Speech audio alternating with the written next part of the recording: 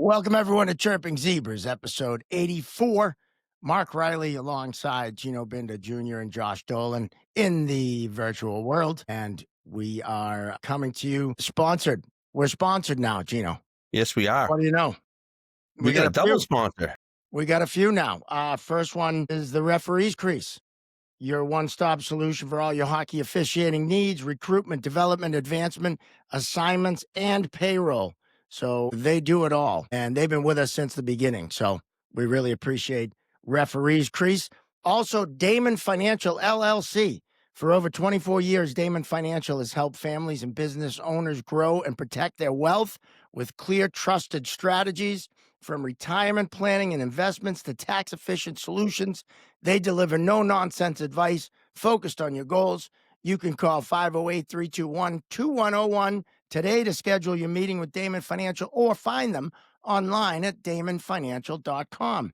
We also want to welcome a new sponsor, Townsend Hockey. Our buddy Graham Townsend, who was our guest on episode 82, his hockey school has jumped on board, and you'll hear a little bit more about that about halfway through the episode.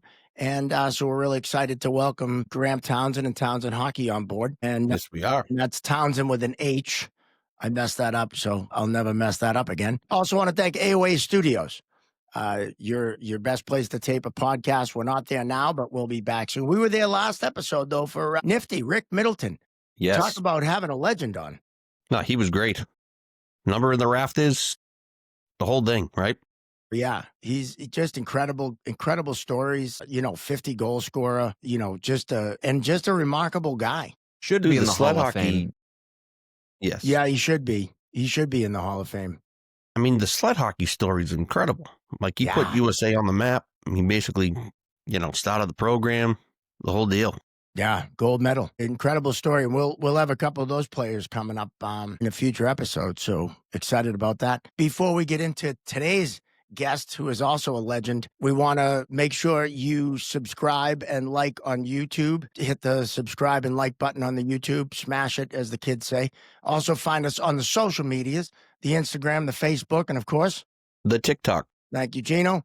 We're out there, so give us a like, give us a follow. And also, if you're interested in sponsoring the podcast, you can find all the information on chirpingzebras.com. And we're going to have a new merch store on the website as well. Josh and I are working on that.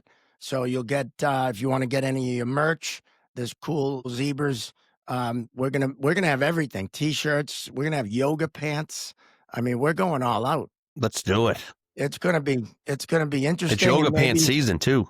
Well, it's gonna be a little maybe interesting and disturbing at the same time, but we're gonna have it all, so we can check that out. So without further ado, we're very excited to have our guest on today, former pro soccer player, first former pro soccer player we've ever had on.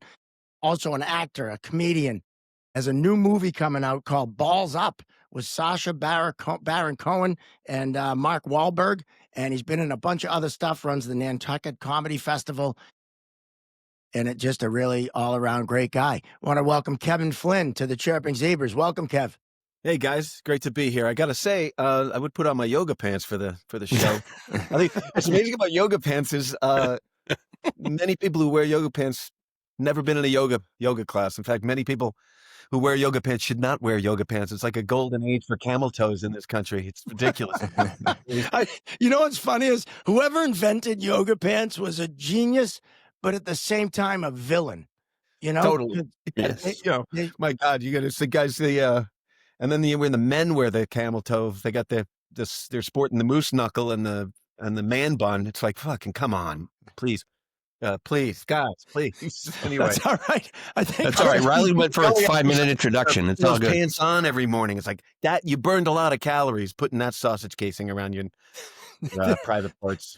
They are. If they had them back, when we were in middle school, though, I don't think I would have ever took a test or anything. I think I would have been, in taking bathroom breaks left, right, and center to, do what yoga pants make you do. Mark, I think you and I have had a different experience with yoga pants because I think you're talking about someone that's somewhat attractive. See the people in yoga pants walking down the street. I'm like, you just want to make a citizen's arrest. Be like, come on. And like when a guy wears them, you're like, dude, I should have gone to my grave not knowing you were circumcised, but it's too late for that. Well, I went to Salve Regina, and we used to hang out in like this little, like where all the classes are, right? There was like a little concourse, and like there was just girls coming and going. And you just sat there until like that final bell rang. Yeah, it was a good afternoon. Well, that's high school, but see those girls now when they blow up after college, eating pizza and sleeping around. You're Like, also honey, change those pants. They don't fit anymore. I'm glad I You mentioned guys you. are younger than me. They went around when I was coming up, man. When I was coming up. We're going to put a zebra on, each cheek, and maybe we'll need to make one with a actual size zebra on them. I don't know. Yeah, guys, when you said that, I said that is a real marketing opportunity. You're gonna yoga pants with the zebra things, man. You got a winner right there.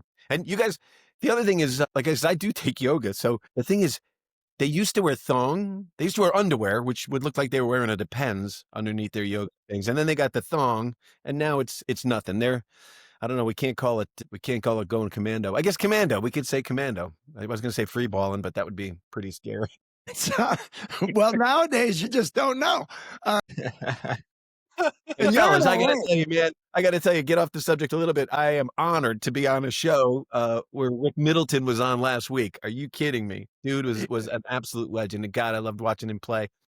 And those Bruin years, that even permeated the Connecticut sports scene, which is where I grew up. It was amazing. I mean, like, for a Connecticut kid, we just didn't have much hockey. I didn't play it growing up at all. Bobby Orr and Derek Sanderson just put it on the map. It was unbelievable.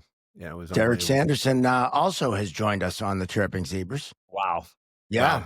Wow. So we've had talk quite about a few suits that he would leave in his closet from each hotel room because he wouldn't go back to the hotel room at night. He'd just stay out the whole time.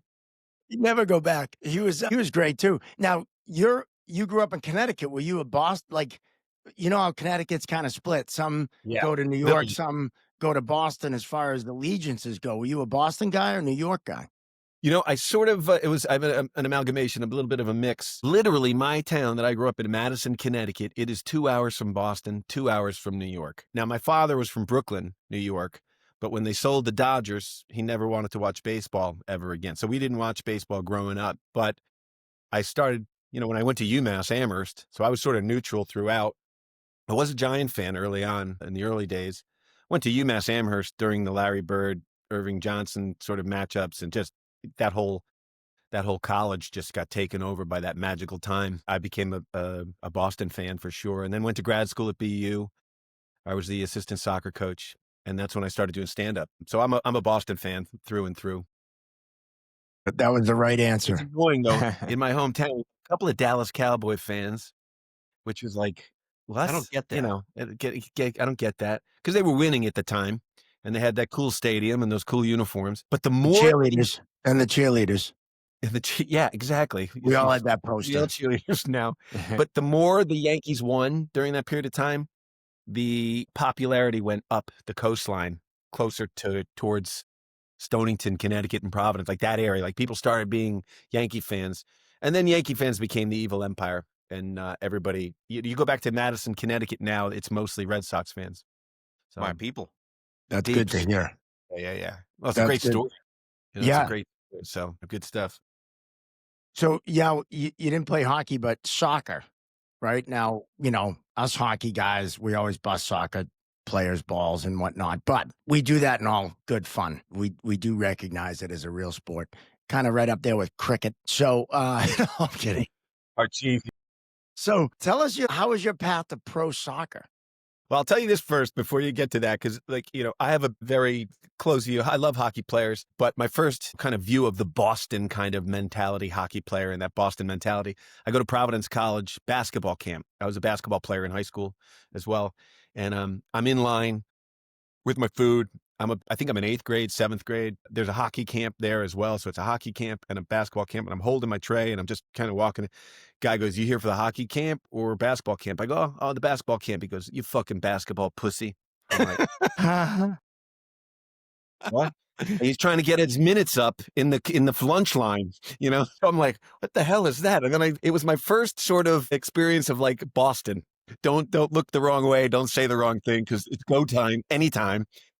So, and then I'll tell you this. So I went to, I got drafted by Dallas, the Dallas Sidekicks. I played there. I got hurt. I went to Kalamazoo to recover. I had a knee injury and it was the AHL or the IHL. I'm not sure which hockey league was there, but it was Kalamazoo K-Wings. Hershey was in it, big Michigan sort of hockey area and stuff. And I get into this town, Kalamazoo, Michigan, and we go to this college bar, Western Michigan, and all the hockey players are there. And they've got the mullets going, and they're all Canadians, and they're the coolest guys going. And I have this big thing about, I wonder why hockey players are such good guys. And I think I talked to you about this before, Mark. They go as kids and live with another family. Mrs. McDonald or whoever gets up at 4 a.m, drives these guys to these practices, and they become very thankful and appreciative of the people who have helped them get to where they are. Where I think sometimes with your parents, you're like, well, you're supposed to drive me to practice at 4 a.m. It's your job. You're my parent. These kids become very respectful and very nice. And I remember I was at one of these celebrity golf tournaments, and I forget who the guy was. He was a goalie, Grant Snow or Show, or what was his name? Grant Fuhr? What was it? Grant Fuhr? Garth Snow? No, Garth Snow. Actually, I met Keith Fuhr at a golf tournament, and he said, I just had knee surgery, and I didn't know who it was. And I said, what were you on the bathroom on your knees? Probably too much during your college days. He goes, what? And Jackie Flynn goes, dude, that's Grant Fuhr.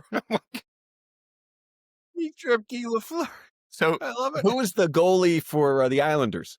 Garth Snow.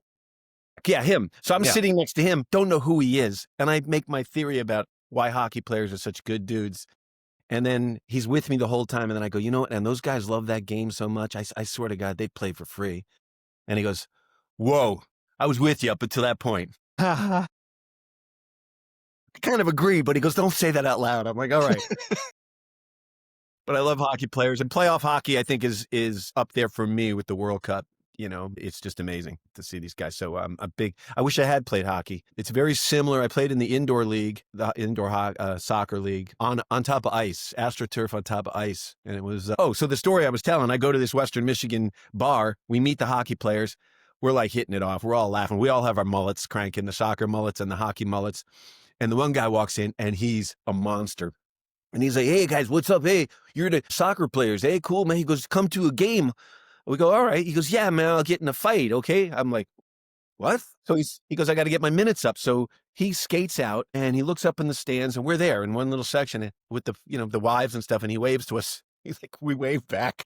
First shift comes out, drops the gloves right at it, and beats the shit out of this guy, and then just waves up to us, and we're like, what is going on? And it was in the late 80s, so it was sort of a lot of the people that were at these games were like, leather jackets, and they were kind of a punk element, and they would get on the opposing team. And we were at this game, we'd go to about 3-4 games a year, and we're at this one game where these guys are just obnoxious. And as players yourself, you're like, as hard as you're working out there, you always got some, asshole's son yelling at you, something, you just want to punch him in the face. Like, they've never played at any level at anything. They don't know what it entails, or you're on the road, or it's your third game in 4 days, or whatever it is. It's just people don't understand. So it takes a lot of patience. Well, all these guys are leaning up against the box. I don't know if you call it the box, the bench, right? And leaning. And we watch from the angle, bench, the whole boards start to bend, and about 5 guys fall down across the bench and onto the ice. And the opposing team just started feeding these guys, man. It was unbelievable. And it wasn't the Kalamazoo team. It was the other team. And the K-Wings are just on their sticks, just laughing. Fans got a dose of what it actually is like to get a fist in the face, right? Mike Tyson always says, everybody's got a plan till you get punched in the face, man. And it was wonderful to see. A lot of truth to that. Yep, that's also why I think hockey players are very nice, because they get punched in the face. And you need each other. Like Yes. I used to say with like a baseball pitcher, he just goes out, he does his thing, man. He's a solo thing. You need your team to get some points on the board, but hockey players, Gretzky needed his boys around him, and it's a team sport. So nobody can be too cocky. It is the only sport, too, when you think about it. Like football, basketball, soccer, baseball, none of those sports, you're like, get hit in the face, on a regular basis. With hockey, one scrum, you're probably taking 2 or 3 shots to the face or getting a smelly palm. It's the only sport that happens on a regular basis. If someone in basketball gets hit, it's rare. In hockey, every hit can get you in the face. And I think that definitely adds an element of humility. because like you said, you It's get go punched time in the anytime. face. Yeah. It's go time anytime. Answer I'll the tell you bell. my hockey things where I almost got, just beat up very badly, apparently. I didn't know it at the time, but I used to have the show at Stitches Comedy Club on Yep. Common, not on Common, on Beacon, when it moved to Beacon Street right there by Fenway. And it was WBCN night, Thursday night. And so my name would be on the marquee, WBCN, Kevin Flynn, Mark Parento would be there. You guys remember Mark Yeah. Yeah. back in the day? And so I'm up on stage one night and I was just dating. I had dating a few girls, right? One of which happened to be, I guess, I don't want to out anybody here. I dated the same two girls, let's put it this way, that Cam Neely dated. Okay. Didn't know it at the time. Probably didn't want to know it at the time, but Cam Neely found out about it. He's coming home with Lyndon Byers after a game, and he lived in Brookline. And they look up and see my name on the marquee. And they go, let's go inside, maybe scare the shit out of this guy, tune him up a little bit. And Seabass. Seabass coming in, right? So I'm like, I'm on stage, and I'm up on stage, and I'm walking in, and I don't know, Mark, if you remember the old Stitches back there with the Hoodoo barbecues in front. It was a restaurant, and then in the back, and I see something going on in the back, like kind of a little bit of a commotion, and I'm like, So I just keep doing my set. When I come off stage, I walk to the manager, Harry Conforti, and I say, hey, what was up, man? He goes, dude, you don't even want to know. I go, what happened? He goes, it was Cam Neely and Lyndon Byers showed up. They're both hammered. Neely wants to kick your ass. I go, what? Kick his ass, Seabass. Neely wants to kick your ass. I go, why? He goes, well, you're dating. It was a girl named Abra. And I go, I go, he goes, what would you do? I go, well, I got to fight him. What choice do I have, really? And he goes, what are you talking about? I go, look, man, I'd get knocked out, but maybe I'd get a punch or two in. You got to stand up for it, right? And he's like, wow, Flynn, interesting theory. I'm like, And I sort of was like, yeah, I'd go. I'd go. I'd throw. So I go to a party about a month and a half later, and it's the best fights of 1987 or something. And it is Cam Neely just like just wailing on huge dudes. And I watched and I'm like, one punch, that thing would have gone through the skull and come out the other side. God, I missed that whole thing. Jesus. That's wild. Cam Probably Neely doesn't really wants to remember. kick your Yeah. ass. And Lyndon, God bless his heart, because he was a sweetheart. He was a really nice guy, actually. Well, he was the best. Yeah, Josh I- was good friends with Lynn. Yeah, I LB. worked with him on WAF for about 10 years, and I knew him for a long time before that. But I can't, that was, that was LB in shape. I can't imagine. Like the size of his hands, I would always look at them and be like, I can't imagine being punched by that. But did you really need both of you fellas to scare me? Did you need any one of them with one arm? My God, did both of them show up? Like he needed backup? My God. They should have brought Craig Janney. He would have been enough. Yeah, right. So that was my hockey stories. You just brought up a name, Harry Conforti. I actually worked for Harry last weekend Did you at a really? country club. Yeah. He's a and, great guy. oh my God, one of the best. Just one of He's the the best guys around. And he ran Stitches and the Paradise Rock Club in the day. And he was a guy who was just fair to everybody. It was, he gave everybody a shot. He was honest. He never been Mark, in this business, the comedy business anyway, the sports business too. People never pay what they say they're going to pay him.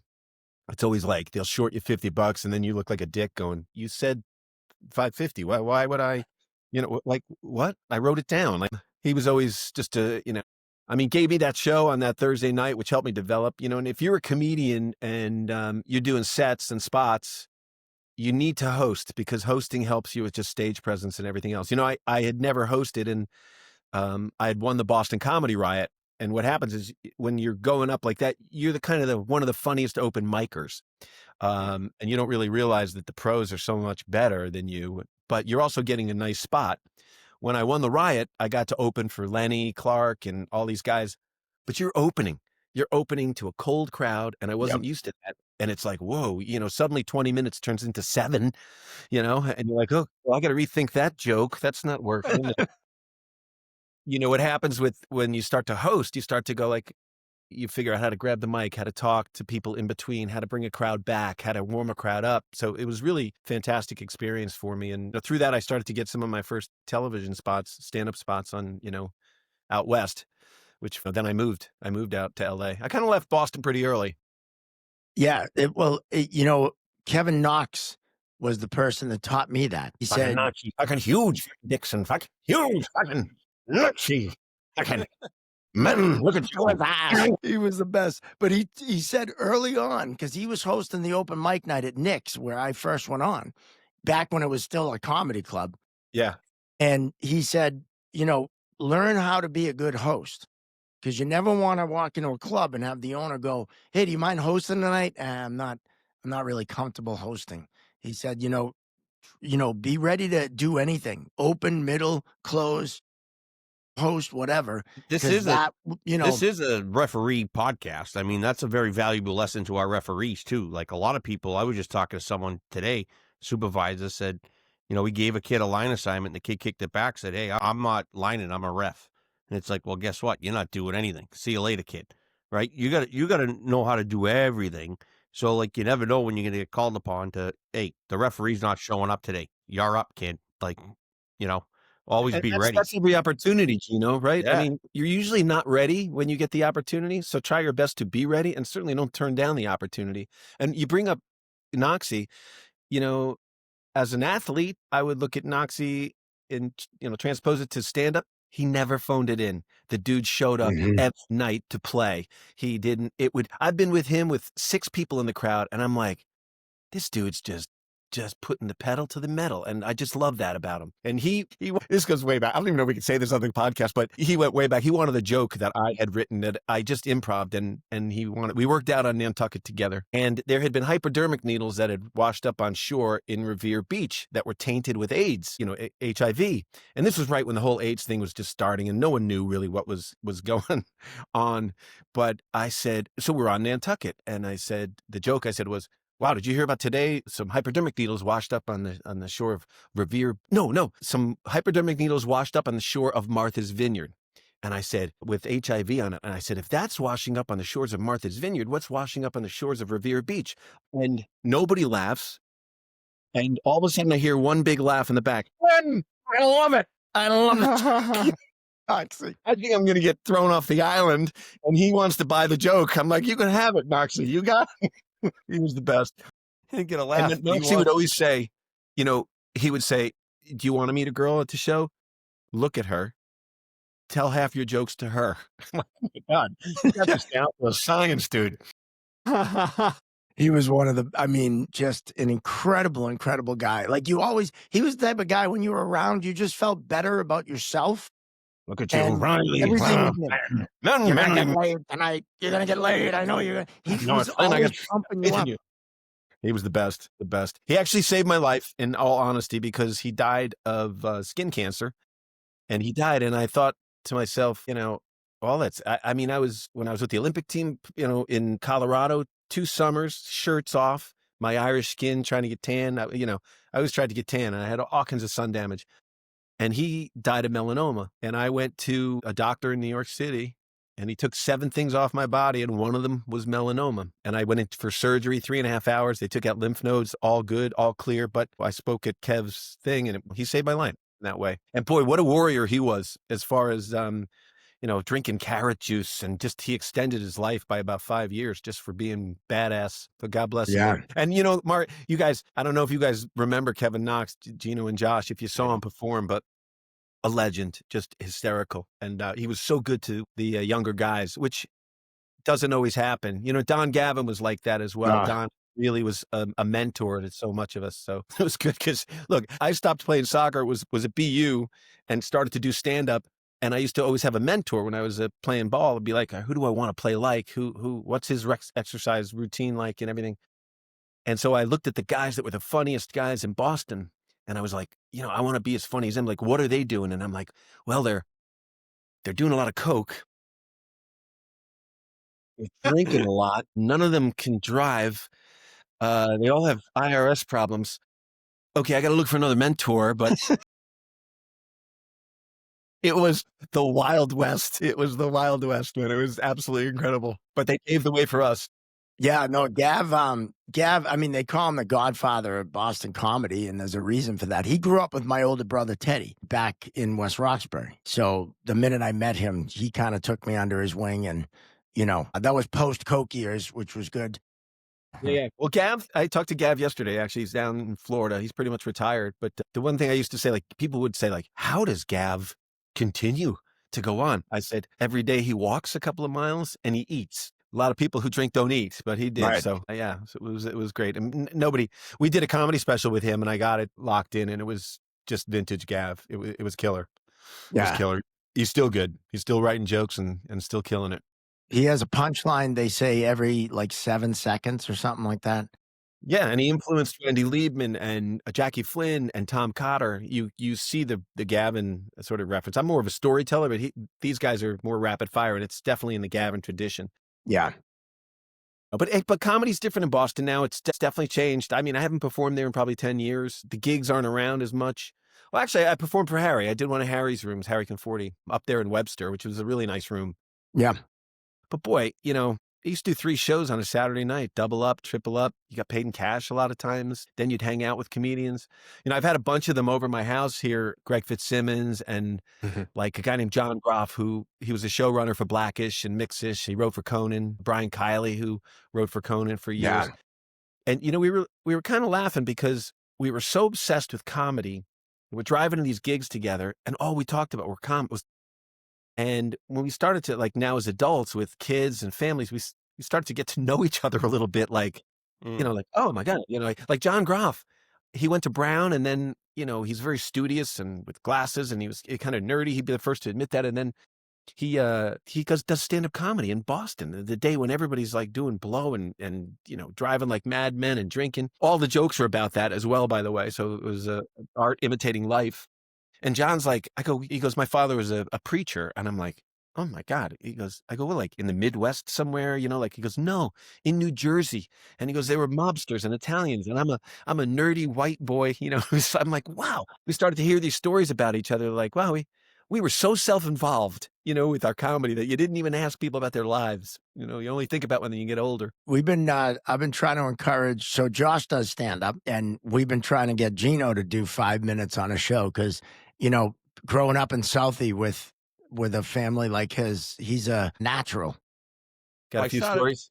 Yeah, I started to think about it, and then I was like, wow, this is like therapy. It's all the shit my father did to me growing up. Also, being a hockey ref, that's kind of like open mic, right? It is. I mean, even the stuff you get daily, right?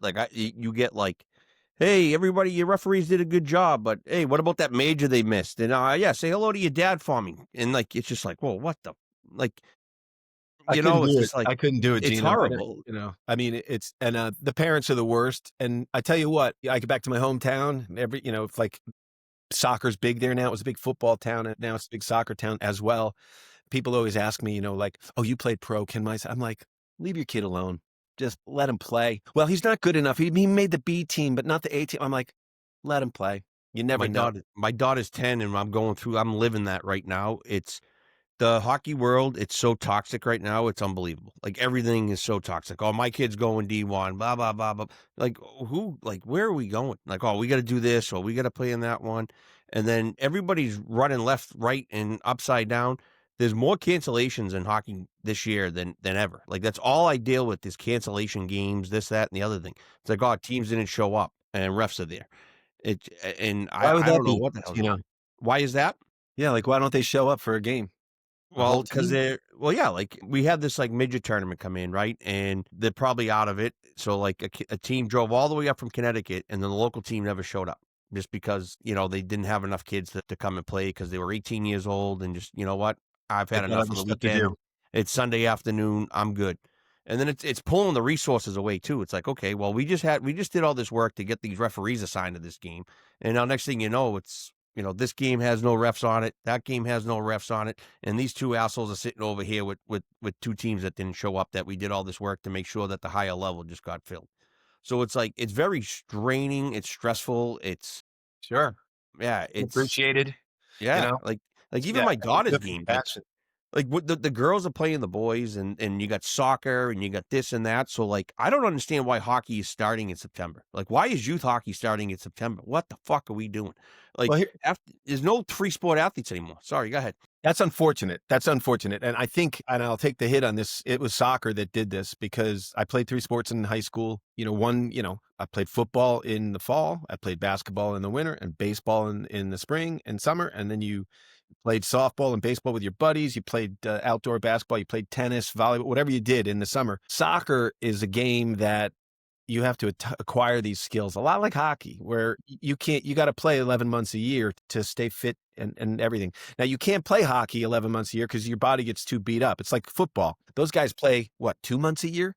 3, Yeah, right. and it's, but with soccer, to attain that skill and that level, you had to play 11 months a year. And what happened was, I played football, American football, and the high school coach didn't want me to play soccer. And I was like, I love football, but I love this game of soccer. For me, it was like a free form, just playing outdoor pickup basketball. It was just wonderful. And I'm ADD, so it would lose myself in a game. But they didn't want you to play another sport. It was the first time I'd ever heard, why do you want to play? And lacrosse started doing it with baseball. They started raiding each other's places. And all of a sudden, these athletes were like, no, you got to play 11 months. You got to play 11 months for us. But baseball, 11 months? I guess, but that's what happened, and it broke down. My roommate, when I played in the pros, is now the head coach at Clemson University, and they've won the national championship about 3 times. That's And he said a couple of great things that you guys have repeated as well. It was like, these parents get these Division I goggles, and they're generally frustrated athletes in their own right. And he said, Flinny, I need a goalkeeper, 9 guys who can play, and 1 star, who can put the ball in the back of the net. Why everybody's kid has to be the star, I don't know why. And why, if you don't make that traveling team, why would you quit? You're playing sports for other reasons. You're playing it to learn about your life and everything. And then the referees, my God, these guys are donating their time. And then the frustrated athletes are drinking beer on the sidelines, yelling at you, who have never volunteered or given any time for anything. So it's just pretty annoying. I have one story. I used to have a show on Sirius XM FC, the soccer channel. By the way, it became the #1 show on the soccer channel, and I called Nick DiPaolo. Do you know Nick DiPaolo? Yeah.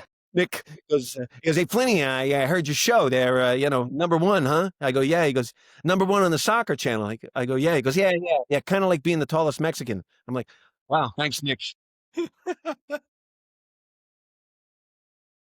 Nick, happy go lucky. But here's my only referee story I got for you guys. My daughter I was living in New York City, and I tried to coach, and I filled out the application, and they came back and said, you've played at too high of a level. You're going to be too intense on the kids. And I go, somebody who's played at a high level will not be too intense with the kids because they have it in perspective. I have no frustration. I did what I could when I played. I'm not taking it out on these kids. They go, no, you can't coach. I'm like, That's obnoxious. you can referee. And I'm like, all right. So these are 11-year-old girls. So some guy from Jersey brings his team in. He's yelling at the girls. He's walking onto the field, yelling at the girls during the game.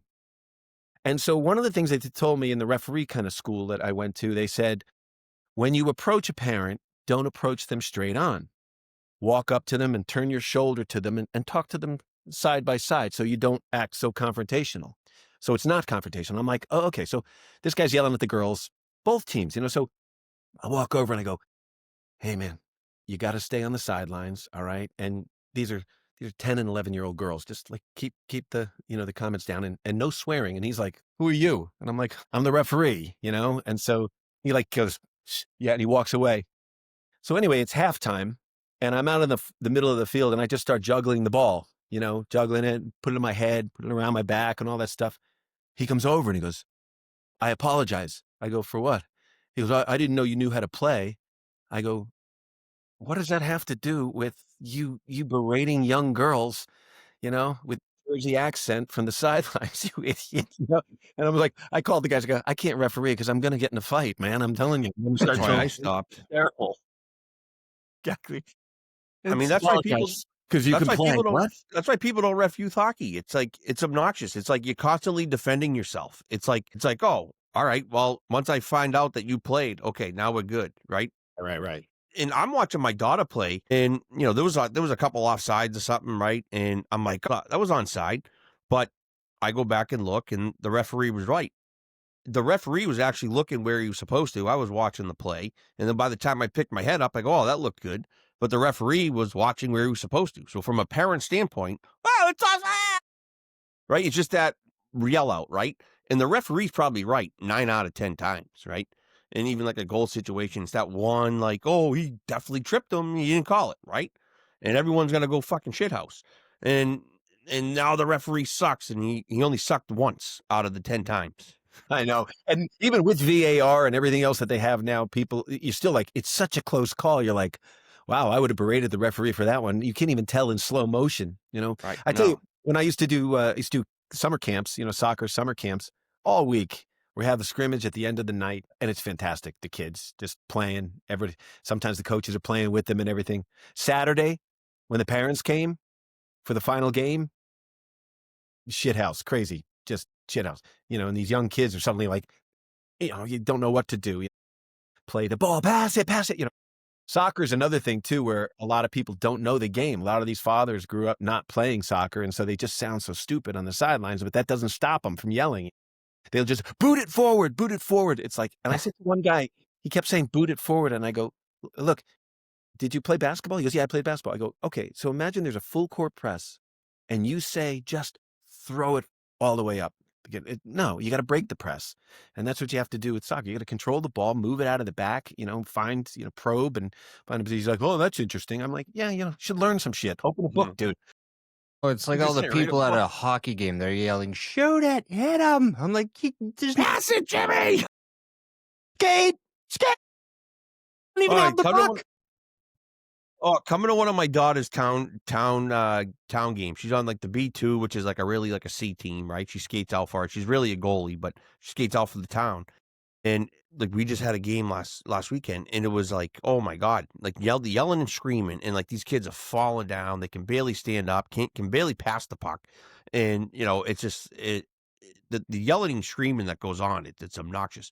And then the goal goes in. You get this like 9-year-old goalie ready to cry because everybody's yelling and screaming. The horns are going. And like just picture you're like a 9-year-old kid with all that noise and like confusion. People don't look at it like that at all. Exactly. It's like the rest of us in math class. You know what I mean? It's that confused look we get. Yes, exactly. Well, you think about baseball, you're 8 years old, like, hey, better, can't hit, he sucks. Yeah, right.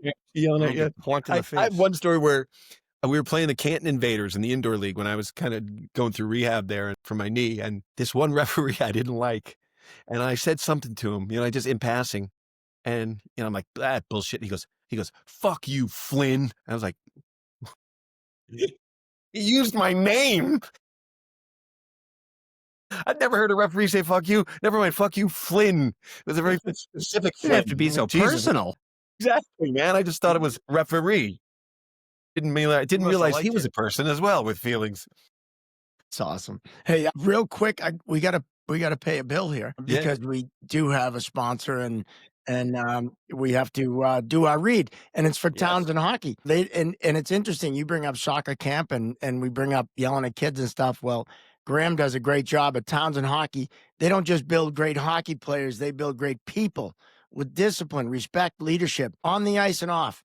They train character, they grow confidence, and they inspire a lifelong love of the game. Because at Townsend Hockey, it's not just about the scoreboard; it's about who you become. They build teammates, leaders, young people with heart, grit, and integrity because they know that the lessons learned on the ice, discipline, respect, and resilience are the same ones that shape a strong character for life. At Townsend Hockey, they don't just develop great hockey players, they develop great people. Townsend Hockey, join us and become more than just a player, become your best self. Townsend Hockey, practice until you get it right, practice until you can't get it wrong, and you can learn more at townsendhockey.com, and that's Townsend with an H, and we'll put that up on the screen as well. So, amen, man. Amen. Again, thanks, Graham. Thanks, Graham Townsend, for the sponsorship. So, getting that's back right that's right out of the John Wooden playbook. You develop good practices, you develop good people, and I think you'll like the results. The whole winning thing is, especially when the kids are young, is crazy. And the Japanese don't test their kids till they're in 4th grade for that reason, because it should be fun and learning. That's good. So there's a great soccer town called Kearney, New Jersey. It's mostly Scottish, German, and Irish. And they've produced a bunch of World Cup players, a bunch of men's national team players. Well, what they do is they have a club and they tell the kids, we don't care about winning. We want you to play this way. Develop skill, knock it around in the back. And apparently they lose every single game. And they get to be about 12 years old and they suddenly never lose again because they have all the fundamentals down. Foundations are all there and solid. They're, they've been playing this system and playing a way to play, and it's the right way to play. So when they're 5, 6, 7, 8, 9, 10, winning it's not about winning. It's about playing correctly. Because who gives a shit? You remember the games you lost when you were 8 years old? No, man, we were just happy to be out there playing. Right? Like Minnesota does it right for hockey, I think too. Like I was there quite a bit and I happened to watch like a youth game, and I don't know if they did it by chance, but there was just like a young kid out there with a jacket on, right? He didn't have a referee sweater, but it was like, 8-year-old, 6-year-old, 7-year-old game. And, there's nobody yelling at anybody. The kids were just playing, falling down, whatever. Everybody had a smile on their face coming on and off the ice. There was no one yelling and screaming. It just looked like a good environment. And I'm like, I walk into the rink and I get like, even at a cookout, like my wife got accosted the other day, not accosted, but just approached, right? Like you just want to go and like hang out for like a Sunday night. Yeah. And you coming up, guy comes up, is like, hey, my son's 6-year-old game, the referees were horrible. Wait a minute. Did you just say 6? Like, do you know how far down the totem pole that is? And why do they even have refs for 6-year-olds? Like, are you kidding me? Like, there should be coaches out there, or even like, bring a 14-year-old kid in and have them coach on the ice and drop the puck, and they learn something too by teaching. And, and they got a feel for it and like, oh, maybe I do want to ref, or maybe I do want to coach. And it's just all development at every stage. It's not just not about playing. It's about managing expectations. And I think you're managing, for the most part, you're managing parents' expectations. And these are generally a lot of times frustrated athletes, because the guys who did stuff are generally much chiller, I'll tell you what I think a big problem is with all the sports, the youth sports in general, is a lot of it's volunteer based, right? Like the timekeepers, the Zamboni people, snack bar people, everybody's overworked and underpaid, and it's just like the referees, the coaches are coaching 3-4 teams, the parents are running, left and right, it's too much, and it's just draining the system from all aspects. It's not just like I talked to a program director last night, and that's what he said. He goes, "I'm already sick of hockey. It's October." I go, they seem pretty obsessed. The hockey people seem pretty obsessed, and plus you're in an enclosed area, which is always different. Look again. Go back to the D1 goggles. Parents with the D1 and the pros. Like nobody's playing pro. Just give that up. You're not playing for that reason. And you know what? If a kid wants to play pro, the cream will rise. It's not about you. He's going to do it, not you. A friend of mine, Scott Gieselman, he played for Boston College. He was a tight end, first NFL player to ever go to Goldman Sachs. I mean, he's a really smart, good dude. He asked me, what was it that made me try to get to the next level? And I say, it was my junior year in high school. I remember I was listening to sort of some motivational tapes, and it said, just say it. Say what you believe, what you want, and something happens in the universe. And so for the first time, I told my girlfriend that I was dating at the time, I want to be a professional soccer player. And she laughed at me. And I was embarrassed. I was ashamed. I doubted myself. But I got to tell you, man, when I was out training alone for those extra hours, I thought about her and about how much it pissed me off and motivated me. And he had kind of a similar story. He said something happened his junior year in high school. He just wanted it.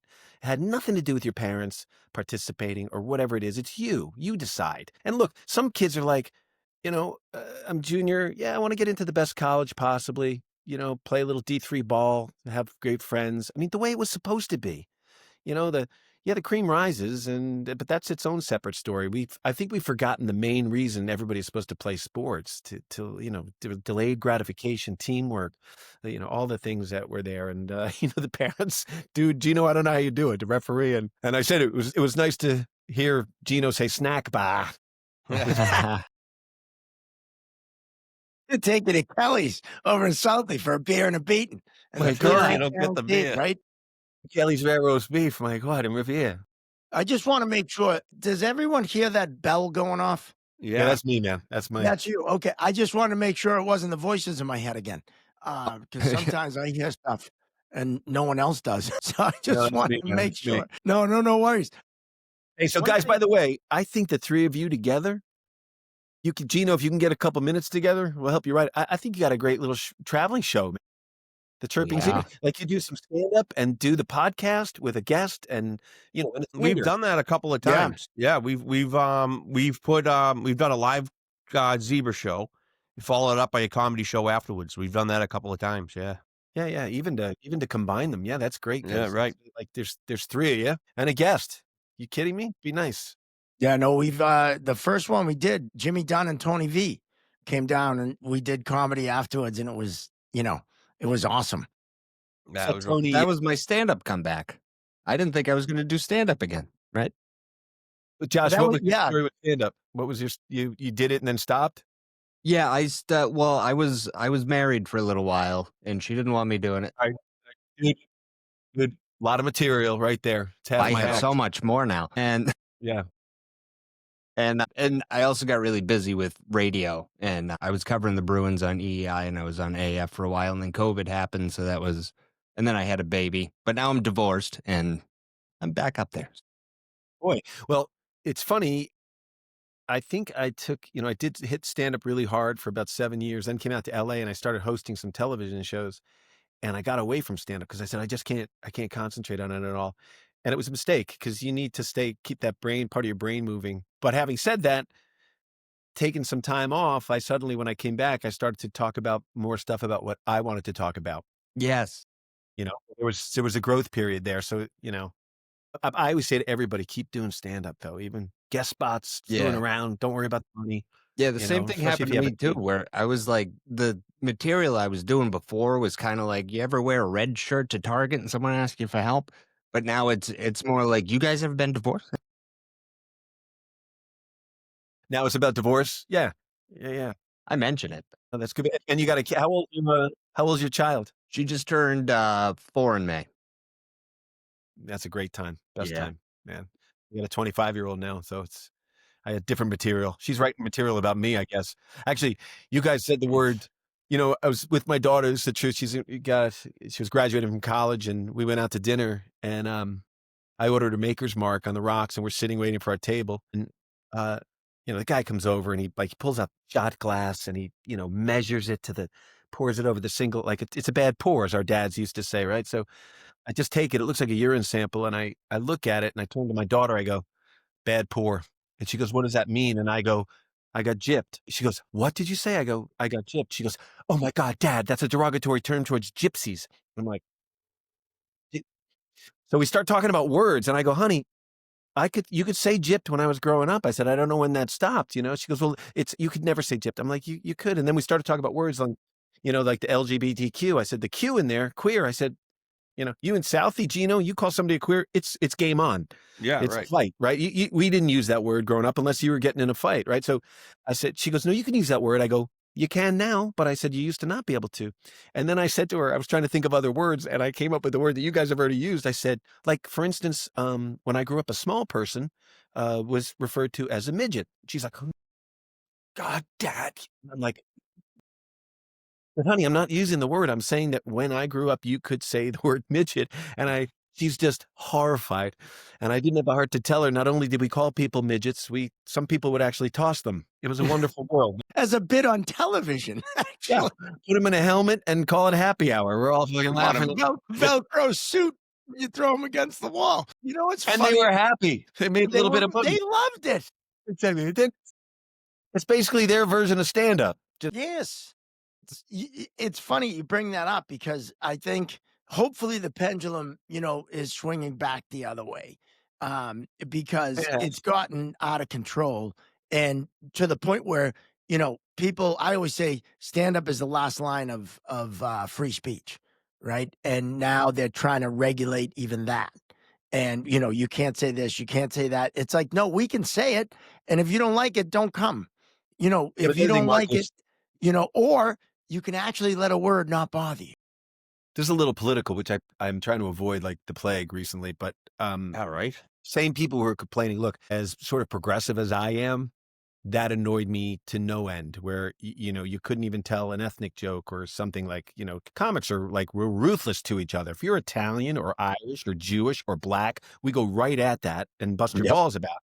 And it's like, and if you don't bust their balls, like people, you're not one of the guys. But some of that stuff went way, way, way too far. And they tried to make it a conservative thing. Well, it wasn't. Liberals were like, grow up, kids, at both sides of the equation were. But what's interesting now is I think there's been an overcorrection in the other way. And now free speech actually is under attack. You see the stuff at the Pentagon now, too, that they're not letting reporters in the Pentagon. Like, you answer to us.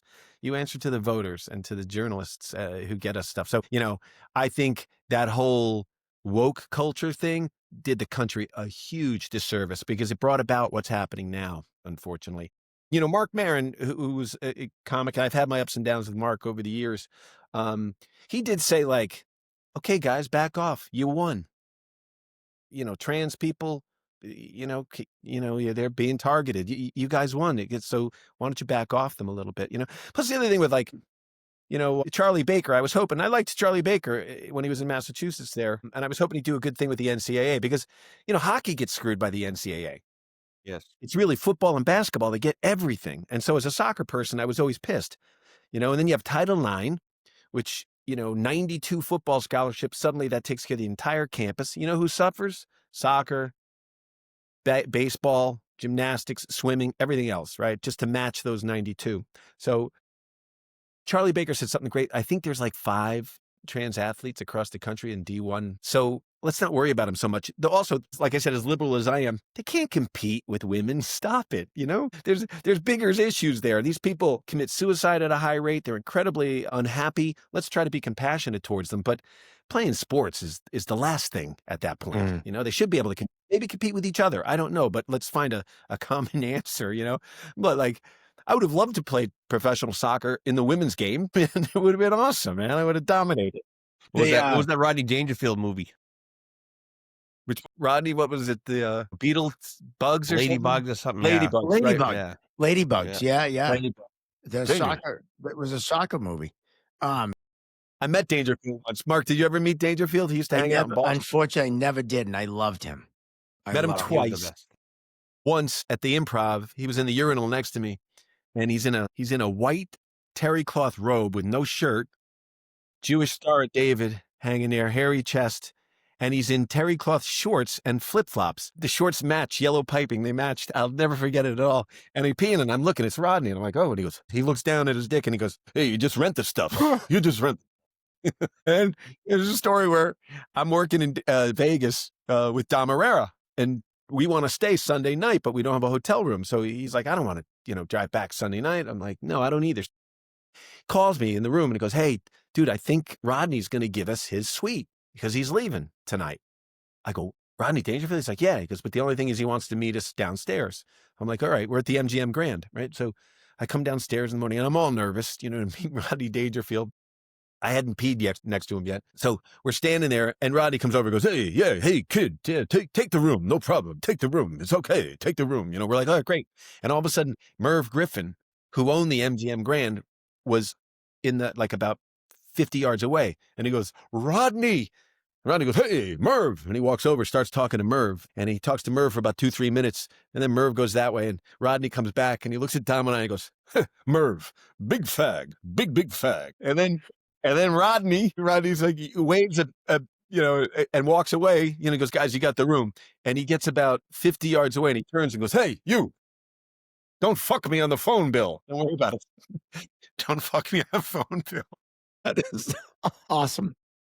Here's a Rodney story. So I used to work at Dangerfield's in New York, and the guy, Tony, who owned the club, starts telling me stories about Rodney. So Rodney, his wife, she was a schizophrenic. And so he dropped out. I think his name was originally Rob Roy, and he had done he had done Ed Sullivan. But when his wife got sick, he had to drop out of comedy, take care of her, and he started selling aluminum siding in the day.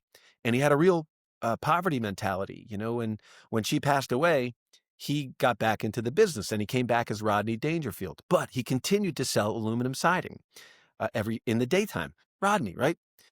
And so this one guy, Tony, he says, I played the bass in this band at the Lemon Tree Lounge in Manhattan. And he goes, used to have like Tony Bennett, Johnny Mathis, all these singers would sing.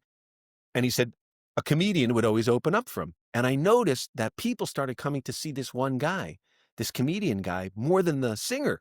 and it was Rodney Dangerfield. So he walked up to Rodney and said, "Hey, Rodney, I have this apartment building in a plot of land on the upper east side of Manhattan." He said, "How about I open up a club, call it Dangerfields?" And he goes, "I'll give you 51% of it." And Rodney goes, done. So Rodney, for 7 years, lives upstairs and every night performs. 7 nights a week he would perform. All right.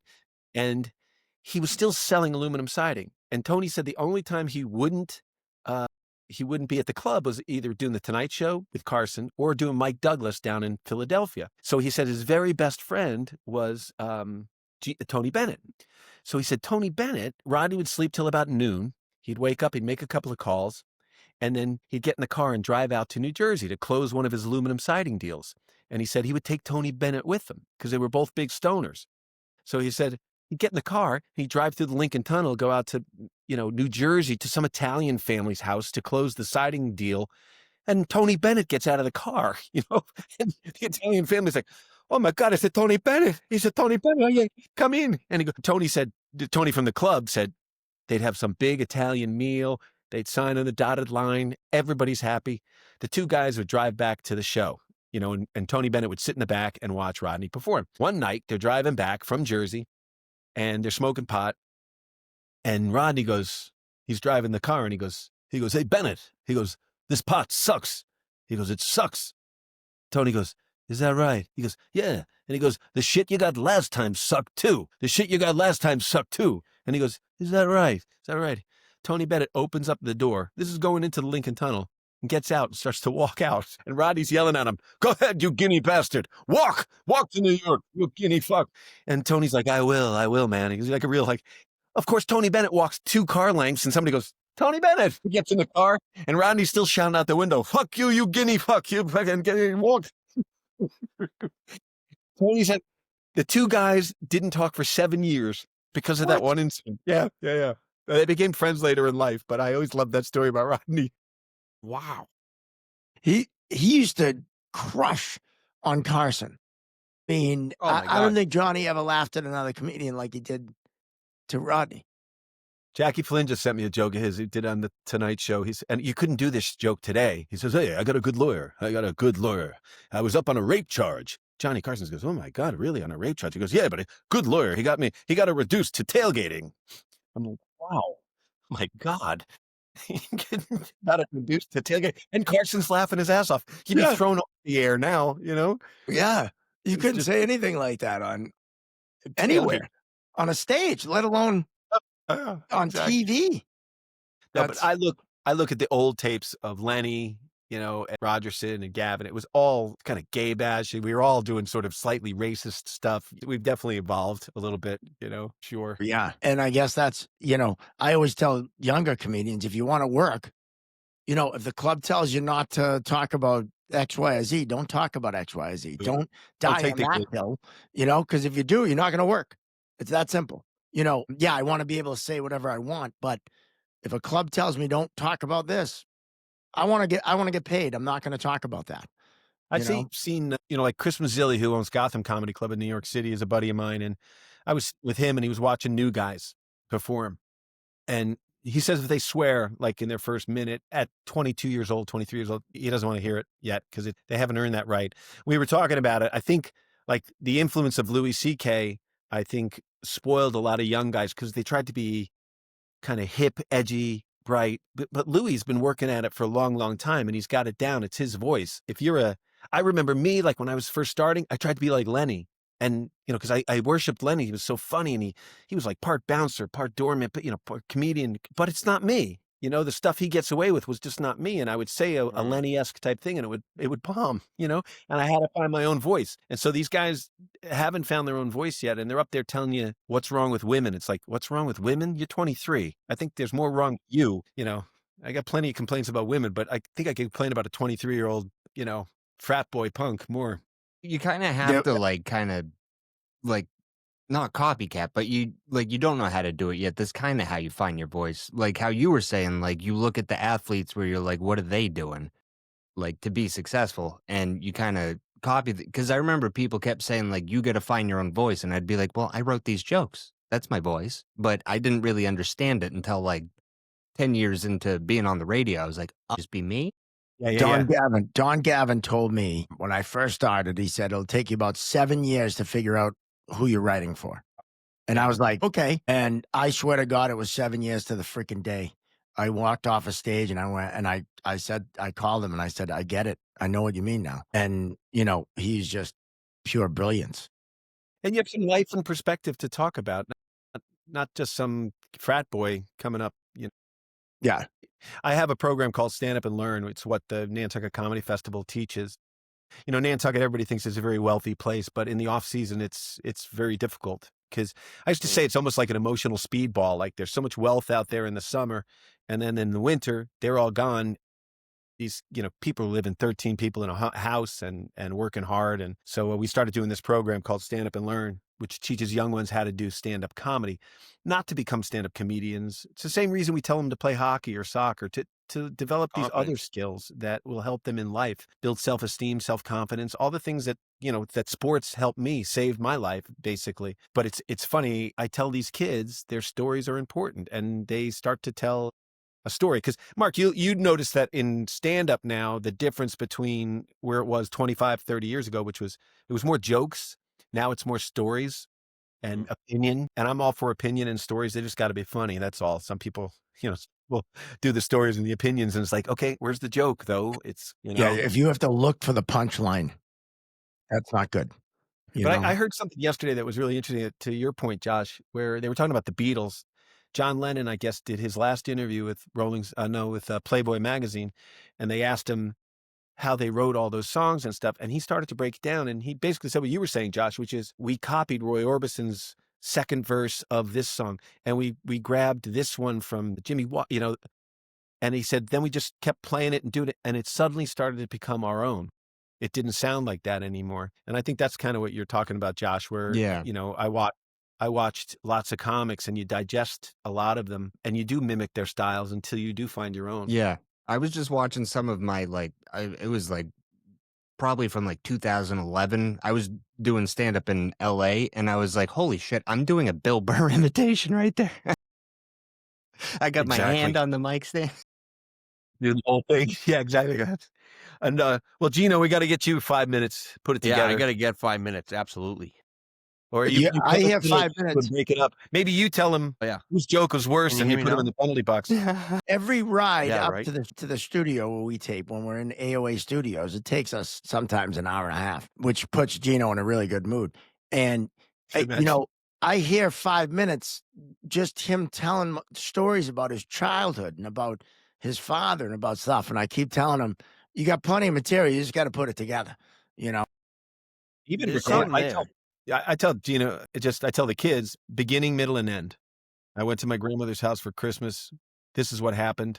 This is why I'm going back. And it's an easier way because you tell someone to write jokes, it gets very hard. Like, what? Wait a minute, a joke. But, you say, tell me a funny story. All right, that's a great place to start. And you start to hang stuff off of that, But I mean, and I would make them sort of concentric to what you guys are doing, like your refereeing stories, because I think parents even of those kids would love to hear those stories about what it's like to be a referee, an umpire, Yeah, So, a huge part of my act is refereeing and the different things with hockey that are, when I have a hockey benefit or something, it's the wheelhouse. But even soccer parents or softball parents can relate to spending so much money on X, Y, or Z or a hockey stick or whatever. And it's, it's just, and it's funny because I always say, people say, how do you write a joke? I don't write anything. I'm different in the way that I just pay attention. And if something to me is funny, I try to relay that as a story and see if it's funny to everyone. And, and then you craft it and you put you move a word here or there. But, and sometimes the story is just as funny to you. So you're like, all right, I won't tell that ever again. But that's kind of that's my process is I don't have notebooks. And I know that works for certain people. For me, like you mentioned ADD, I can't sit down and fucking write. Like I lose my mind.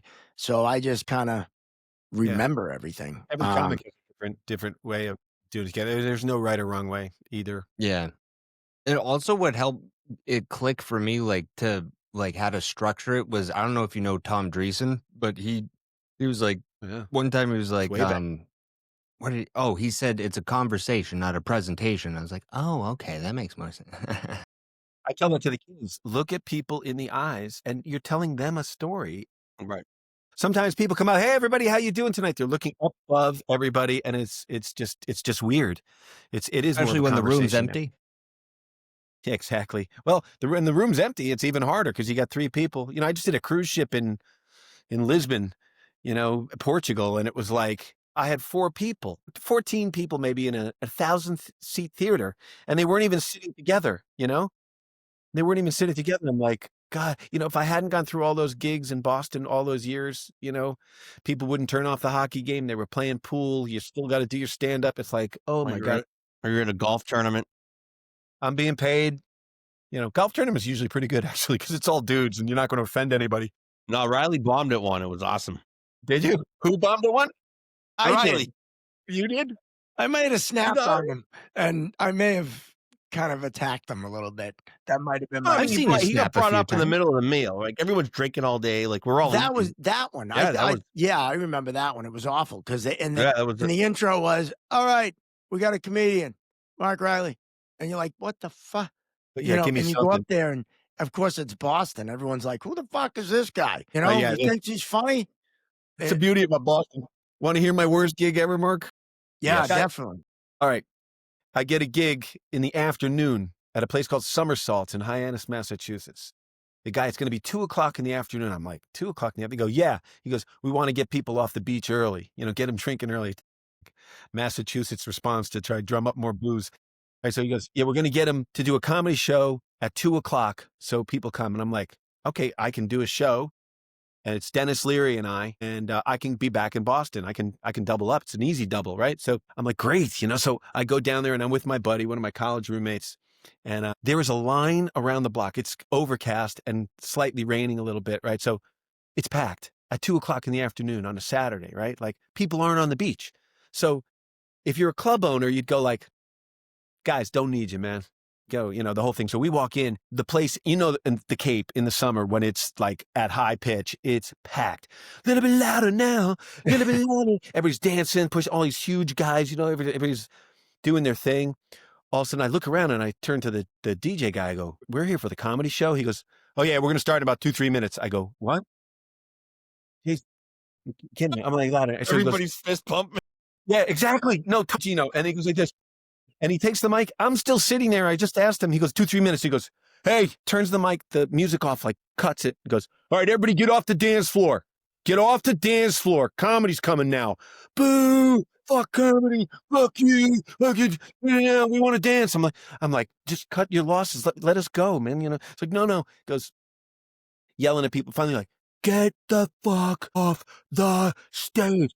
These meathead bouncers come out, form a chain, and start pushing people off the floor. I'm like, and I got to open, right? I got to open. So I go, funny. Here we go, right? And I go, he goes, ladies and gentlemen, here's the first guy. Here's the guy. Kevin, not even last name, hands the microphone to me on a cord over the DJ booth. I take it. It goes, you suck. I fucked your mother. I'm like, hey, my mom, I didn't even know my mom got to the Cape at all. I'm like, I'm trying to play along. You suck. I go, I'm pretty sure I'm going to suck, but just give me a chance to suck. Fuck you. The whole thing. 6 minutes of this constant berating. Finally, I'm like, hey, folks, you don't want to hear me. You should be here to see your headliner. He's getting really big, becoming a star on MTV. You might know his image campaign on there. Folks, how about a hand for the comedy of Dennis Leary? I hand the mic to Dennis. Dennis goes, you didn't do your fucking time. And I go, sorry, dude. I didn't do my time. Sorry. He goes, fucking pussy, you didn't do your time. And I'm like, yeah, I know. Sorry, dude. So I walk off. And I walk over to my friend. I go, dude, let's get the fuck out of here. He goes, no, we got to stay. I go, why? He goes, some girl feels so sorry for you, you're going to get laid. I'm telling you. I go, no, I don't care. That's enough. He's hedging that bet, by the way, right? He's hedging that bet. He's hedging that bet. He doesn't know, right? So I go out to the car, right? And I'm like, I've just bombed. I've just been insulted. My mother has been done by many men, apparently. And I'm in the car, and we close the door, and I'm like, holy shit. I start the car. All of a sudden, in the front of the car, Dennis Leary running through the parking lot. I jump out of the car. I go, hey, Dennis, you didn't do your time, huh? Oh, my God. That is awesome. And we still got paid, thank God. Yeah. I'm starting to notice that a lot of Kevin's jokes include him being called a pussy at some point during. Yeah, exactly. You remember when that resonated? Remember when that would be a fight? Like, I remember, I got divorced and was doing the whole thing. I'm working in New York. I'm doing late shows, and it's like 1:30 in the morning, and some drunk guy comes up and goes, "You're a pussy. You're a pretty boy pussy." And I'm like, yeah, I am. And, you think like, that's the beauty of being 40-something years old. You're like, yeah, I'm a pussy. I'm going home to a kind of a hot chick. Now I have some cash in my pocket. I'm the biggest pussy around. And I said, you go 2-3 blocks, you'll find somebody who's not a pussy. I guarantee you. I get to head to basketball camp. So I started the mean streets of Providence College basketball camp. You brought up what you do on Nantucket. I think it's such a cool thing in that you do the Nantucket Comedy Festival, but it's not a typical comedy festival, right? It's not, just a comedy festival you put on or a competition. It's specifically to raise money for that program, which is unique, one, and very cool in the other. Because I don't think you just said something that I never thought of. Nantucket in the off season, completely different, because Nantucket, people, Nantucket or Martha's Vineyard. Vineyard's even worse at times because it's bigger, and we're starting the program out there as well. I think the reason I started it was, during my soccer career, I had bought a little place out there and used to rent it in the summer, and I'd fix it up in the off season. And then when I got married, I sold it, got absorbed into the household, lost it all. But I was living in New York and going to Nantucket in the summer. Then I was getting divorced, and my ex-wife had a house out there. So I read in the paper, now I'm in my single guy apartment, and I read that there were 5 suicides in 6 years out there by teenagers, high school kids. They called it a cluster. And I thought, God, and one of the kids I knew, I had helped coach a little bit out there, and I knew the kid, and he used to always ask me about stand-up comics. So I decided to get a bunch of comics together. I think I got Ducharme and Cotter. I think I got Lewis Black and somebody else. We went to the schools and started to just talk to them. And the teacher said to me afterwards, they said, my God, the kids were enraptured with talking comedy with you guys. And she goes, we can't reach these kids a lot of times. And she said, I noticed that music helps these kids as well. They kind of go in their own world with music. And I think comedy is the same thing. And I thought, this is very, very cool. Like, not to become a stand-up comic, but just to give yourself a voice and to be heard, your story, and it matters. And so I decided when I had all these comics out there, why don't we do a show on the weekends since you're all here for the adults? So we'll do the kids' workshops in the day, and we'll go and do the shows at night. It started it was 20 years ago. This is going to be the 20th anniversary. So wow, over 1,000 kids have gone through the program. It's totally free for them. It's a year-round program, and it's pretty powerful. It's a great thing. I think, and I'm a little embarrassed to say this, but I think for the early part of my career, I was trying to become famous, and I had a whole situation. I got robbed and pistol whipped at gunpoint. My father was dying of cancer. I got in a bad marriage, and something changed in me. I heard this quote that said, instead of being someone well known, be someone worth knowing.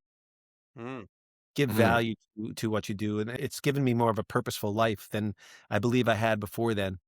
So even to say to Josh, I don't know where he went, but divorce and these experiences make you stronger and a better person, I think, if you quantify it and think about it and are a little self-reflective, So from these really dark, difficult times, I found a sense of purpose to sort of try and help these kids. And, it's worked in some respects. Some kids come once, some kids come back 4 years in a row. It's been great. One story, one kid, he put it on his resume. He was trying to get into college. He was trying to get into Williams, great school. And he was in his final interview with the provost, and the provost said, stand-up comedy is on your resume? He said, yeah. He goes, a lot of people put things on their resume that they really can't do. And he goes, can you do stand-up comedy? And the kid goes, yeah. And he stood up and he did his 5 minutes. And the provost goes, you're in. He got admitted to the school. I said, that's awesome. What a great story. Yeah. So anyway, to give voice to these people. And this is the first year we started to do it in a bilingual fashion to help the kids who are Spanish speaking out on the island. Because that's basically who runs the island. All the landscapers and pool people and everything, working class are there. They're mostly Hispanic and white and Hispanic and Eastern European, a lot of people there. But one little girl asked if she could do her act in Spanish. And I was like, well, of course you can if you want. She goes, I want my grandmother to hear it. And so we started that program as well. So it's been fun. It's been a fun ride. It's just so cool because, and I know a lot of people say everyone should try stand up once, because it is such a unique form of expression, because you say something and there's instant feedback. Good, bad, or indifferent. There's instant feedback. I'd say more than once, Mark, because you probably remember your first time going on stage. It's surreal. You don't even remember what happened. Yep. They told me when I was jumping out of an airplane, I used to host a show on the Discovery Channel, and I'm like, I got to skydive. And I'm like, oh my God. And they said, well, when you jump out, that first 3 or 4 seconds, you don't remember. Your brain goes kind of blank. And I'm like, I'm going to remember, And I remember I was sitting on the plane and I was like a little afraid of heights. And the guy next to me was from England and his breath was so bad. I'm like, I got to get off this plane. I got to jump. My fear, I'm jumping. I'll jump without a parachute to escape this guy's poor dental work. Looks like a prison riot. He smiles. Jesus. That show must have been wild. Oh, dude, I was scared shitless for 8 months. I did everything. Kevin, did you have a sack tap a moose? Did I have a what? That's tap a moose. Sack tap a moose. So we had a guest on from Alaska, and Riley's like, well, I'm going up to Alaska to sack tap a moose. So you're an adventure show. You swam with Put sharks. a cap on a moose's stick. You give him a little boop in the nuts. I don't know where Matt Light asked me, where'd that come from? I go, I don't know, in here, in this whack mind of mine. I just thought it'd be cool if, you went up behind a moose and gave him a quick sack tap. And I did go to Alaska, and unfortunately I wasn't near a live moose close enough to do it. I did it to a couple of stuffed moose. I even did it to the Tom Brady statue about a month ago outside of Gillette. And a guy named... And so that's something that, Boy, I thought if you were still doing the show, you could add that on. Instead of jumping out of planes and swimming with sharks, you could go and sack tap moose. Sack tap a moose. I would do that. Depends. Definitely do that. That's the moose tipping to that's cow tipping to the 10th power. It was extreme. Right? Yeah, and I always say, you sack tap anyone, they buckle.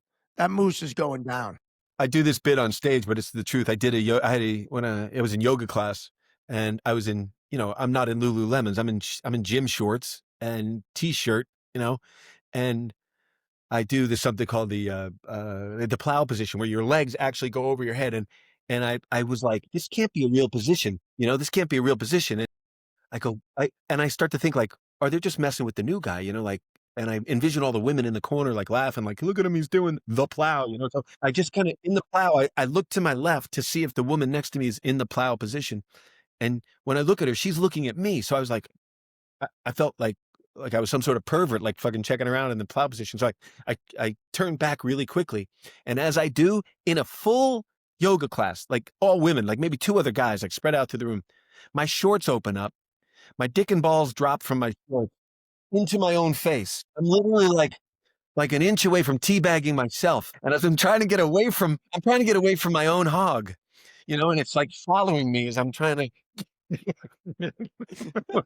and I look over, I finally, get up and I put my shorts down, and the woman next to me is just like this, like, I go, I'm sorry. I said, she said, oh, I saw a lot there. I go, I saw a lot more than I've ever seen in my life. My own dick and balls in my face. Be no man see that. Again, the plow position.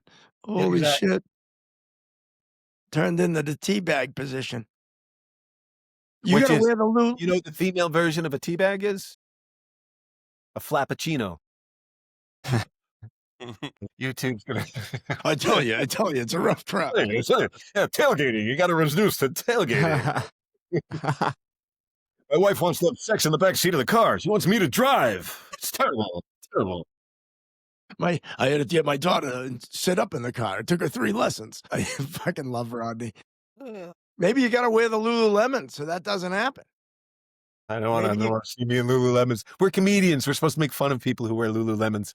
True. Well, I'm going to send you when we get them made, I'm going to send you a Chirping Zebras yoga pants for your yoga class. Dude, it's all merch these days. I swear. That's right. The podcast is a reason for merch. And you guys have a good logo. You have a great logo. And we didn't even talk about your podcast, which, I've listened to a few and it's excellent. Yes. And it's, I love the fact that you call it soccer from an American point of view, because it's different. It's different, right? Soccer here is different than everywhere else in the world. Right. Not so much now, maybe, but. Well, but we're catching up. We still don't have the passion that we need. And my dad used to say, Jesus Christ, Kev, how can we lose to Costa Rica in anything? And I'm like, well, Dad. In anything. I go, Dad, that's their 11 best athletes in the entire country are right there on that pitch, on that field. But I found that there's a sort of a second-class mentality with soccer in this country for the American. Nobody does sports better than the United States. Nobody.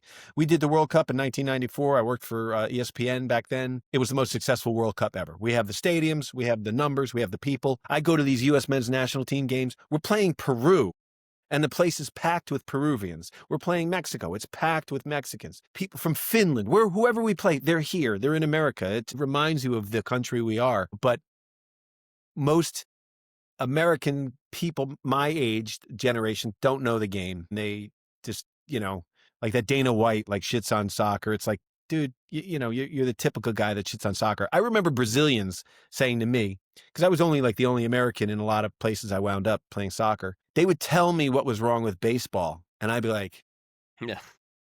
They said, but a no-hitter and no one hits the ball for the whole game. And that's fun to watch. I'm like, I'm listening to all the things that they find wrong with baseball. And I'm finally like, I go, have you ever played it? No. It's like, you watched? No, I watched a game or two, like real quick. It's like, okay, so basically you don't know what you're fucking talking about. Right. So, I used to say with my dad, I brought my dad along on it because my dad was a football player, big guy. And he would be like, you didn't get it. And I'm like, Dad, that guy just kicked a ball 35 yards in stride. The guy settled it with one touch of his.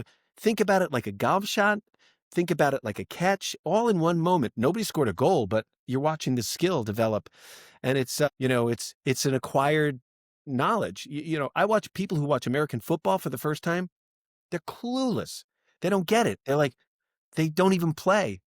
They don't even play. Like, if you ever record a game and go past the plays, they do a play, they replay it 2 or 3 times, and then the next play comes up and they replay it 2 or 3 times. Foreigners can't understand that, So it's like, oh, you gotta know the game. What's clipping? What's all these terms that we have. So I've always found that people who don't know the game are like that. And there was this thing where football coaches didn't want you to play soccer. There's not enough athletes to go around. We need you. So they're going to shit on another game, which is crazy. Let kids find whatever they're going to find. And the one great thing about soccer is it has become a feeder system to other sports. Because the kids are running around, they're on a field, they're getting stronger, they're getting faster, they're learning how to play with each other, and they go to other sports, usually at about 14 years old. Like, it's really Southerners trying to watch hockey. When I was down and Gino experienced this, in Mississippi and Alabama, and you have these, hillbillies in the crowd. When someone fights, they go apeshit. When someone's offside, they're confused for a week. Clueless. All they want is the 5th goal scored so they get the free shake at Wendy's next. Yeah. 5 goals scored, you get the double burger. Why they go to the games.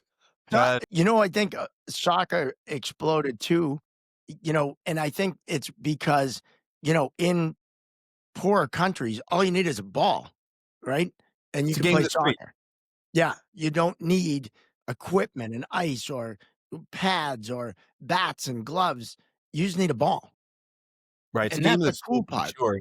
But the hard part is it's too structured now. Like, again, my buddy Mike Noonan at Clemson, he said that we're trying to destructurize this early development where we need kids. I mean, you guys are hockey players. How many hours did you spend playing street hockey, unsupervised, hour after hour, learning skill? Your parents had nothing to do with it. Nobody had to pay anything. So even with hockey, as much as it's a very equipment driven, when you get up to another level, you can still play it in the streets. They're talking about now all these kids, you have to have about $3-4 grand a year to be able to participate. Now, I didn't have that money growing up as a kid. I wouldn't have been able to play. Basketball's having the same problems. All these AAU, they don't play for their high schools anymore.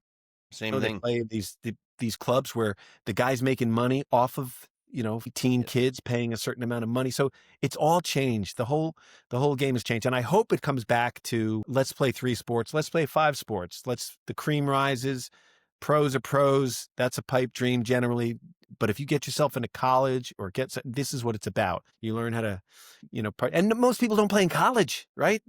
College is a pipe dream for most people. So, my beef, like with the University of Massachusetts at Amherst, when I went up there, it's the football team. We just can't compete nationally as a football team. We don't have the weather here. We don't have the facilities. Yet they're taking 90% of the funds. And I think like our hockey team was fantastic, UMass Amherst, and they should concentrate on basketball, hockey, and all the other sports are completely funded if you get rid of football. A football that, when I was there, if they won every game, which they didn't, they'd go to the Pioneer Bowl. It was crazy. It's for the kids. And they say, well, it's an intense sports revenue producing. It's like that program loses millions and millions a year at the cost of every other sport. So I think like we cannot compete with the Notre Dames and the Florida States and the University of Miami's and the UCLA's. It's like, we don't have the weather. We don't, it's just the way it is. We're kind of a hockey town, man. Boston's a hockey town. It really is. And UMass Amherst, I mean, they've had huge success in basketball, and their hockey team over the years, they've been right there. Yeah. They won the national championship. Yeah, Greg Carvo. He's awesome. Great coach, too. What was it? I got to ask this. I know we could go on and on. Soccer, you played indoor soccer. Yeah, so I played outdoor as well. But so I was 1984. I graduated in 84 from UMass Amherst. And I took my spring semester off. I traveled with the Olympic team and then went to the sports festival that summer. And we were getting ready for the Olympics. And that was when it was amateurs. And it's a funny, not so funny story. So I missed that last semester of school. I'm getting ready to be in the Olympics, and we're outgunned because professionals were defined as if you make your living as a soccer player, you're a professional, and you can't be in the Olympics. Now, all the Russian players were all 32-year-old sergeants in the military. They didn't play. That was their job, so they weren't professionals. So they were trying to. We were trying to sort of load the dice here a little bit to let our professionals play. And that was when the NASL was around with the Cosmos and all those teams. And about almost, I'd say 5 or 6 weeks before the Olympics started, we all got cut, every one of the amateurs, because they said whoever's played in a World Cup is a professional, period. We had never been in a World Cup since like the 50s or something. So all of our professionals got to play. All the college guys got wiped out. So, and then the NASL folded. So I got drafted in the NASL. I got drafted by the Cosmos, and they folded. There was just nowhere to play. So then you had all these foreign players went into the indoor league, and I got drafted in the indoor league, and I went to the indoor league. In the summertime, I would play in the outdoor league. I was with the Fort Lauderdale Strikers for a little while. And then I'd play in the Laza League in Boston. I'd make $350 cash on a Sunday. It was fantastic. It was like, it subsidized my stand-up career. But there was nowhere to play in the 80s, just absolutely nowhere to play except where I played. And, I'm proud of the fact that a lot of the guys I played with are all D1 college coaches or professional coaches now. It really kind of kept the game alive. Boston never had a team. I think they had the Bolts, the outdoor team there, but that was after me. What's it like to play indoor? Like, you're in a hockey rink, right? We're in a hockey rink. So we actually would talk to the hockey players a lot about angles, and you could do things with a soccer ball that you couldn't do with a hockey. The one thing that I had to learn going into the indoor league is I was mentioning to you guys, it's always about possession and getting out of the back, like breaking the press in basketball. But with indoors, you come over that line and you can dump it in the corner. So that was foreign to us. You're like giving away possession. But what would happen was, let's say I'm the right back. I'd come out of the back, get over that first line. I would dump it into the left-hand corner. We'd flood the zone, and then someone would knock the ball back for a shot on net. So that's right out of hockey. That's, dumping the puck in the corner and somebody scoots it out and you're following it up and you're moving towards the crease. So we learned a lot about the angles and stuff because, even as a defender, someone takes a shot. in soccer, it's either going wide or someone's going to make a save. In a hockey rink, there's a rebound coming. There's a rebound coming, so you have to defend. So my basketball background helped me out there to kind of box out. I don't know if you box out in hockey, but you sort of box out as the ball's coming off the boards. So we had a guy got hurt. Bo Melson was his name. He got hurt, and so he was commenting from the he was on air that day commenting on the game. And he said, "What happened there?" And he says, the ball reflected off the boards." And he said, "You mean deflected?" He goes, No, it reflected. It reflected. So we're laughing. We're watching the game. And they go, "Well, how long have you been playing soccer?" And he goes, "I've been playing since I was like 9 or 12. 9 or 12. He wasn't headed the ball too many times. Anyway, the indoor was interesting. They would put the turf down over the ice, and it was a lot of fun. My God, we had cheerleaders, and we had about 5,000 a game would come to the games, and it was great. I felt like a rich college kid. I didn't feel like, and I tell people, God, we had groupies and all kinds of people hanging around. I couldn't imagine a professional baseball, football, hockey, player. Oh my God, the stuff that's thrown at them. My God. I tell this one story about we were trying to get women to come to the games. So, they would send out all the guys who knew how to speak English. There were always like 3 of us on the team. So you got to do the community things. So they go, "You got to go to this bar tonight, guys." And this is in Michigan, right? In like January or February. We're like, okay, we got to do this bar. You get an appearance fee. You get like $100 appearance fee. I'm like, okay. He goes, "Wear your shorts." We're like, "Our shorts?" So they want us in shorts. So we got our sweats on, and then we have to take off our shorts. So we're in our shorts and our logo T-shirts. And we're like, "There's no one there." And I said, like, "Who's here for this appearance?" And they go, "Oh, well, it's the mill across the street. A lot of the women from the mill wanted an appearance." So they come. Well, the doors open up, and these flannel-clad women come in, missing teeth and everything. And I remember they're playing music, and they're like, "Go ahead, grab one of the players and spin him around the dance floor and dance." And this one woman grabs me. She's like 350 and change, flannel shirt. I'm dancing with her. I'm like, and I remember I looked in a mirror, and I looked at myself. Now I feel like I'm a professional athlete. I've finally arrived. I'm in a pair of shorts dancing with a huge woman with no teeth. And I'm like, this is it.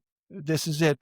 And my girlfriend calls and goes, "Now I don't want you to go and get a big head." And I'm like, "Oh, I'm not. I'm not." It was a very humble evening, my friend. It's awesome. This is terrible. That is awesome. Anyway, so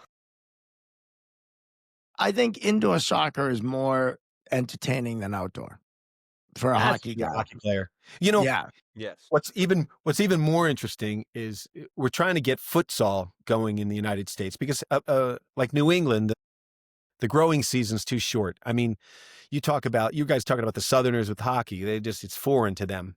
I'm out here in California now. The fields are green, pristine. It's almost November, December, January. You're playing outdoors. So it's tough to compete. Like baseball, how we put out baseball players, I don't know. Like in the New England area, October, your hands are already lit up on the bat. You're so cold. They have an advantage. They have an advantage out here. So I think, like I said, New England's got the advantage with hockey for sure because of the weather. I forget what my point was. I forget what the question was. Well, indoor soccer is more entertaining for a hockey player. That's all. Yeah, but so not really. Like I think it shows you sort of some of the skills that you can do. But watch some futsal highlights. It's amazing. It's like what's his name with the puck, Connor, whatever. Man, like you watch him with a puck. David, like give me a break. Didn't even know that was possible. Futsal? What's futsal? Futsal, and it teaches you tight skills. And it's the outdoor game. Once you start to appreciate, and one of the big things is to know who the players are. Like. You're watching a hockey game. You're watching the Bruins play. You know every player who's getting the puck at any given time. You know who's on the bench, who should be in, who should be on the second line, and is on the third. He's coming back, whatever it is. Most times when people watch a soccer game, like yourself, you'd be like, I don't know anybody. And it just looks like 22 people running around, just madness. So I always say to people, just learn the game. And the one thing is, a lot of kids now, there was no soccer around when I was growing up. It was one game a week called Soccer Made in Germany. A guy named Toby Charles would be on. It was on PBS. That was the only place to see a hockey game. I mean, a soccer game, one a week. Now these kids are watching Premier League, MLS, it's all kinds of stuff. And they learn the tricks and they go out and try it in the backyard, or at least they should be. So I always say to people, there's plenty of sports for everybody. There's plenty of players for everybody. There's no competition. Football's the big bad boy on the neighborhood. This country shuts down on Sunday for football. But, I've met Earl Campbell and I've met Tony Dorsett, and those guys cannot put a sentence together. They're so out of it. And the NFL doesn't talk about that stuff, man.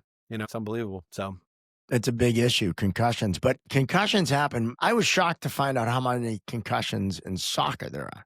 Yeah. Because in hockey, it's like it's a given, right? Especially when we grew up. I don't know how many I had. We didn't even call it that. We would laugh at it.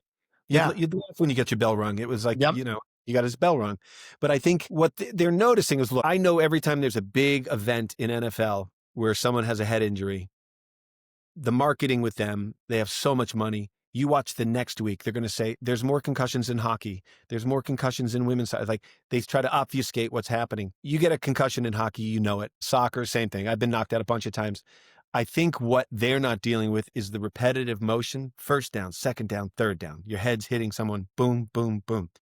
You get your bell rung. It's, you get knocked out, once every 2 years, maybe, right? But it's that repetitive motion. It's always the linemen or the linebackers who first, second, third, fourth down, they're hitting heads against each other. It's those repetitive motions. So, the great thing is BU, right in the Boston area, they're the big ones on this, for sure.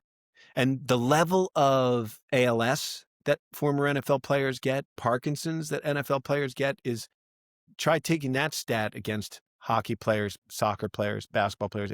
It's not even close. On time. Yeah, no. But they pay us all. The whole country shuts down for that game every Sunday. I don't know how they've done it. It's pretty amazing. That now they have Thursday night, Sunday night, Monday night. I mean, Saturday nights. It's crazy. Absolutely. And the same bodies.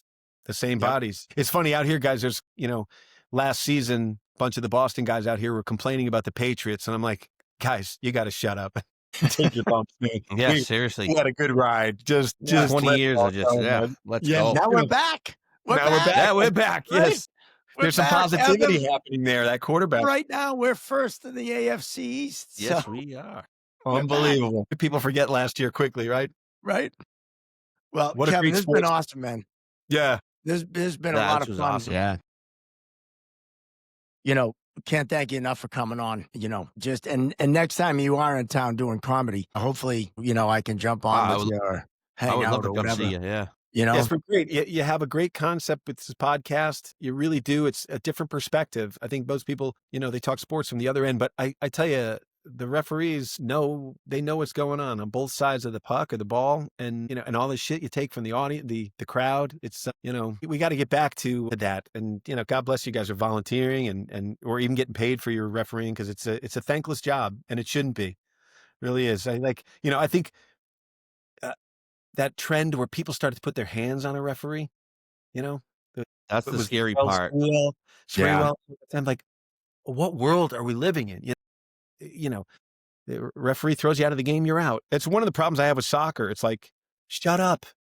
And if a guy gets in your face, just yellow card him right away. Get out of my face. So anyway, great stuff, guys. I love the concept. You guys are all funny and unique and entertaining in your own ways, and I appreciate your hospitality.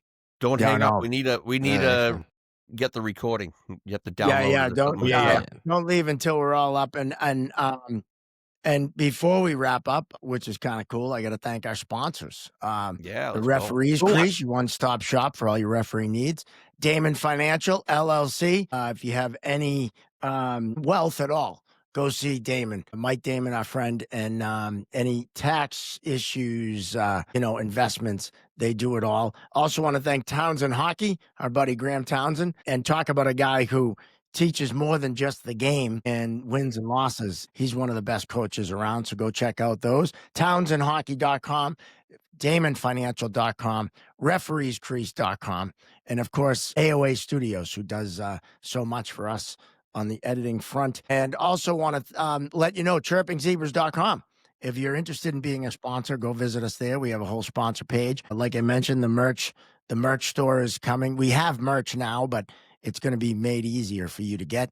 Also want to remind you to follow us on the social medias, the Instagram, the Facebook, and of course, The TikTok. thank you, Gino. And also like and subscribe on YouTube. Check out Kevin's podcast, Over the Ball. Yes. And also the big movie coming out, Balls Up. Yeah. Which is hilarious. Sounds like a scene from if you're a moose. Yeah, well, Is it a sounds yoga like movie? It's a yoga movie. It's from It beginning to sounds- end. I was gonna say it sounds like a scene from your yoga class. Balls up, or in Your that balls case, down, unfortunately. balls down. Yeah, balls on your chin. We want to thank Kevin for coming on. Find him online as well, and Nantucket Comedy Festival summer. Check that out. It's such a great event. So for Gino Binda Jr., for Josh Dolan, for Kevin Flynn, I'm Mark Riley, and we'll see you next time right here on the Chirping Zebras.